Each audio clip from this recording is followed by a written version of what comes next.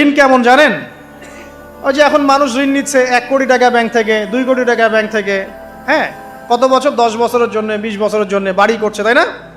তার ধারণা এমন যে সে মারা গেলে তার ঋণটা কেউ না কেউ শোধ করে দিবে, তাই তো? আর আল্লাহর রসুল কি বলছেন দেখেন, একজন মারা গেছেন, নবী সাল্লাল্লাহু আলাইহি ওয়াসাল্লামের সময় একজন মারা গেছেন। তো নবী করিম সাল্লাল্লাহু আলাইহি ওয়াসাল্লাম বলছেন, এই ব্যক্তির কি কোনো ঋণ আছে? একজন সাহাবী বলেন, হ্যাঁ ইয়া রাসূলুল্লাহ, তো ঋণ আছে। নবীজি বললেন, তোমরা ওর জানাজা পড়ো, আমাকে ডেকো না। তোমরা ওর জানাজা পড়ে নাও, আমি জানাজা পড়তে চাচ্ছি না।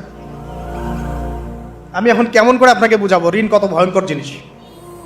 আপনি যে ব্যাংক থেকে 3-4 কোটি টাকার লোন নিয়ে রাখছেন, লাখ লাখ টাকা লোন নিয়ে বসে আছেন, দিব্যি সুখে বসে আছেন, এমন চিন্তায় যে আপনার মৌত হবে না। আর নবী সাল্লাল্লাহু আলাইহি ওয়াসাল্লামের সময়ে একজন মারা যাচ্ছেন, তিনি বলছেন তোমরা জানাজা পড়ে নাও, আমি জানাজা পড়তে চাচ্ছি না। মানে ঋণগ্রস্ত ব্যক্তি জানাজাও তিনি পড়তেন না। তারপরে একজন এসে বললেন, ইয়া রাসূলুল্লাহ, আমি তার ঋণ শোধ করে দিব, তার যা ঋণ আছে আমি শোধ করে দিব। তখন নবী এসে জানাজা পড়লেন সাল্লাল্লাহু আলাইহি ওয়াসাল্লাম। তো আপনার এই কোটি কোটি টাকা ঋণ শোধ করার লোক তো রেডি আছে নাকি?